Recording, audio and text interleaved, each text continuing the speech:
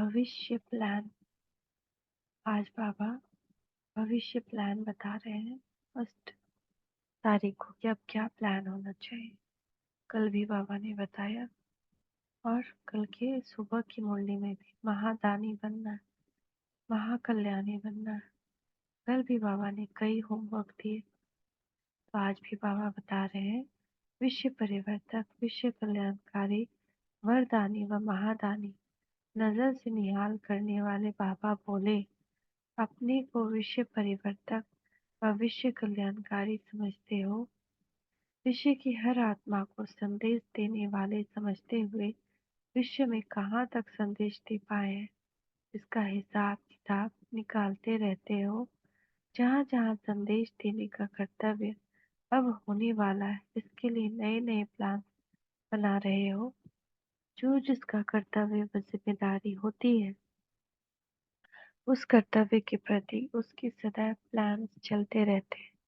कहीं भी संदेश देने के लिए व बाप के परिचय का आवाज फैलाने के लिए अभी तक जो भी भिन्न भिन्न प्लान्स प्रैक्टिकल में लाते हो, उनमें मुख्य प्रयत्न यही करते हो कि जिस धरती पर व जिस स्थान पर संदेश देना है, वहाँ पहले तो स्टेज तैयार करते हो, स्पीच तैयार करते हो और पब्लिसिटी के भिन्न भिन्न साधन अपनाते हो, जिस द्वारा उसी उसी स्थान की आत्माओं को संदेश देने का कार्य करते रहते हो। लेकिन इन साधनों द्वारा अभी तक विश्व की अंश मात्र आत्माओं को ही संदेश दे पाए हो। अभी थोड़े समय के अंदर अब सारे विश्व की आत्माओं को संदेश देने, ज्ञान और योग का परिचय दे, पाप को पहचान कराने का कर्तव्य करना ही है। साथ साथ इस प्रकृति को भी पावन बनाना है, तब ही विश्व परिवर्तन होगा। इसके लिए थोड़े समय में बहुत बड़ा कार्य करने के लिए भविष्य कौन सा प्लान बनाया है, वह रूपरेखा बुद्धि में आती है। अभी जो कर रहे हो वही रूपरेखा है या कुछ भिन्न है? वह क्या है?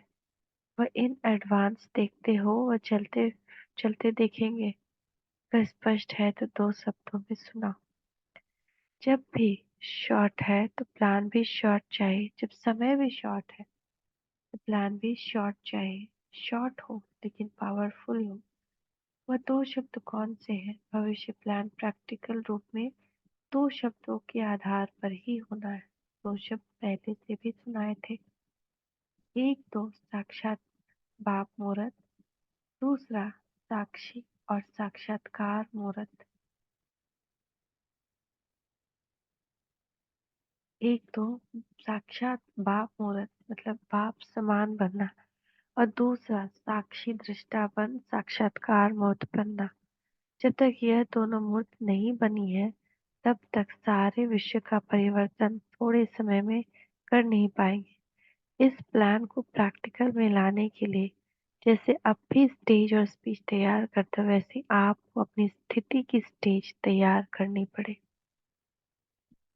अपने फीचर्स द्वारा फ्यूचर्स का साक्षात्कार करने के लिए जैसे भिन्न भिन्न पॉइंट सोचते हुए स्टेज तैयार करते हो, वैसे ही इस सूरत के बीच जो भी मुख्य कर्मेंद्रियां हैं, उन कर्मेंद्रियों द्वारा बाप के चरित्र और बाप के कर्तव्य का साक्षात्कार हो, बाप के गुणों का साक्षात्कार हो।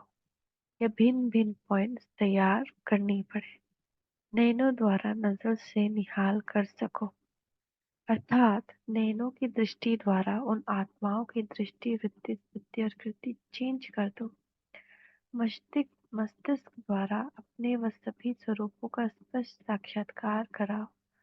होठों द्वारा रूहानी मुस्कुराहट से अविनाशी खुशी का अनुभव कराओ।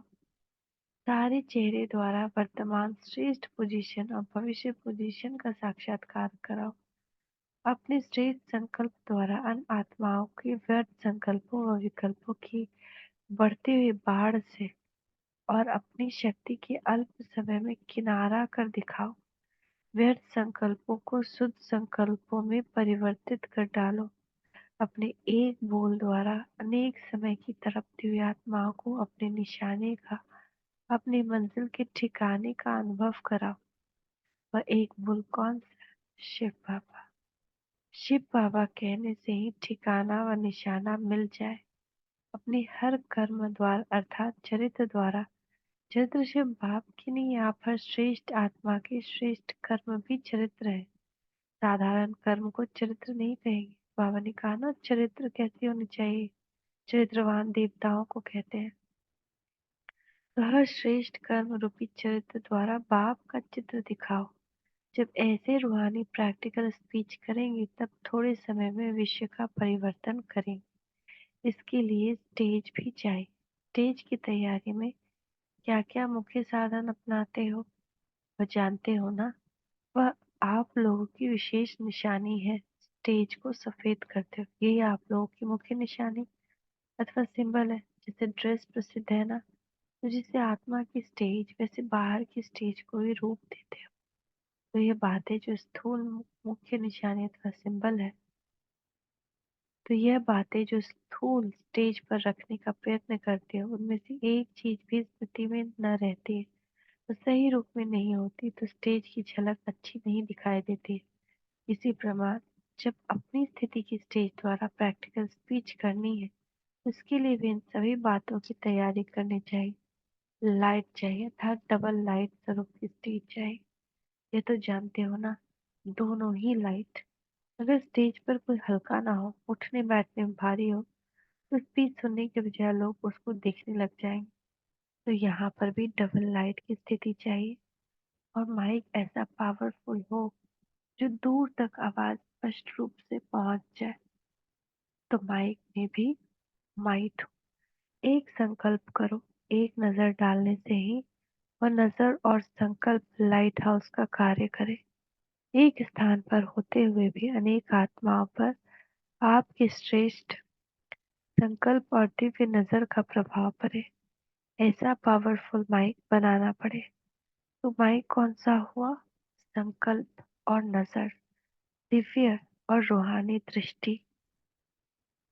ऐसे ही वाइटनेस अर्थात स्वच्छ बुद्धि चाहिए, उनमें जरा भी कोई दाग ना हो। अगर स्टेज पर कोई दाग होगा, वाइटनेस नहीं होगी, तो सभी का अटेंशन न चाहते हुए भी उस तरफ जाएगा और बाद में स्लोगन्स का श्रृंगार चाहिए। इस स्थिति की स्टेज पर कौन से स्लोगन का श्रृंगार चाहिए? स्थिति की स्टेज और प्रैक्टिकल मन वाणी कर्म की स्पीच। ऐसी स्टेज के लिए स्लोगन कौन सा चाहिए? एक मैं आत्मा विश्व कल्याण के श्रेष्ठ कर्तव्य के प्रति सर्वशक्तिमान बाप द्वारा निमित्त बनी हुई हूँ। यह स्लोगन स्मृति में रहे। इस स्थिति में अगर यह स्लोगन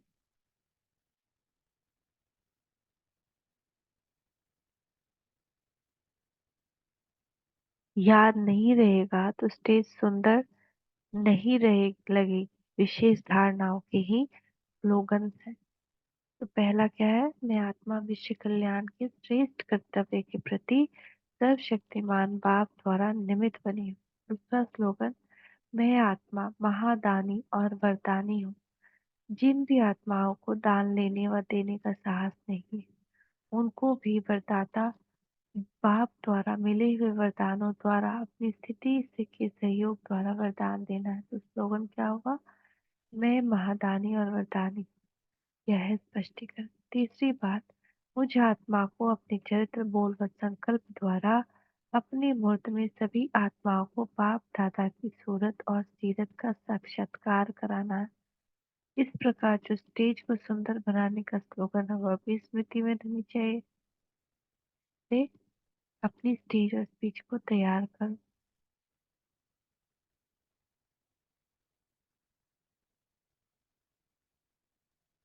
स्टेज पर कुर्सी पर बैठो अर्थात अपनी स्टेटस की कुर्सी पर बैठो। तो स्टेज, स्पीच और स्टेटस, तो आंखों से स्पीच देनी है ना। संकल्प, श्रेष्ठ संकल्प हो और आंखों से वो दृष्टि वृत्ति ऐसी हो कि सबका संकल्प भी बदल जाए। दिव्य और रूहानी दृष्टि। तेज है, कोई भी मन में मुटाव ना हो, मिट्टी ना हो। ये तीनों ही आवश्यक है। समय विश्व का परिवर्तन कर लेंगे, ये करना तो आता है ना, लेकिन यह भी ध्यान रखना स्टेज ऐसी मजबूत हो, एक रस अचल और अडोल हो, जो कोई भी तूफान और कोई भी वातावरण उसको हिला न सके। ऐसे अपनी तैयारी करो। क्या ऐसी प्रैक्टिस है? क्या ऐसे एवर रेडी और एवर हैप्पी हो, जो एक सेकंड में जैसी स्थिति, जैसा स्थान और जैसी आत्माओं की धरती, उसी प्रमाण थोड़े समय में अपनी स्टेज तैयार कर प्रैक्टिकल स्पीच कर सको। समझा? यह है भविष्य प्लान। अच्छा, ऐसे सदा अपनी स्टेटस द्वारा सर्व आत्माओं को अपने संपूर्ण स्टेज और अपने वास्तविक स्टेटस का साक्षात्कार कराने वाले श्रेष्ठ आत्माओं को, विश्व कल्याणकारी आत्माओं को बाप दादा का याद प्यार और नमस्ते। हम बच्चों का भी माता पिता बाप दादा को याद प्यार, गुड मॉर्निंग, नमस्ते बाबा, नमस्ते, शुक्रिया बाबा, शुक्रिया।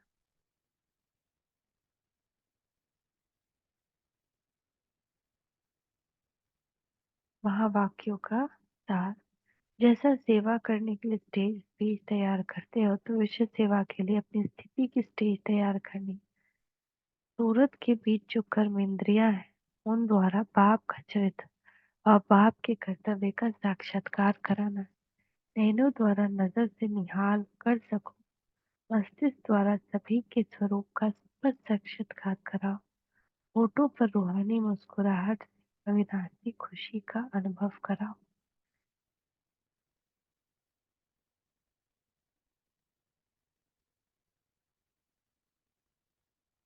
हर श्रेष्ठ आत्मा के श्रेष्ठ कर्म चरित्र है। साधारण कर्म को चरित्र नहीं कहेंगे, तो हर श्रेष्ठ कर्म रूपी चरित्र द्वारा बाप का चित्र दिखाओ। ऐसे रूहानी प्रैक्टिकल स्पीच करने से ही विश्व परिवर्तन कर सकेंगे।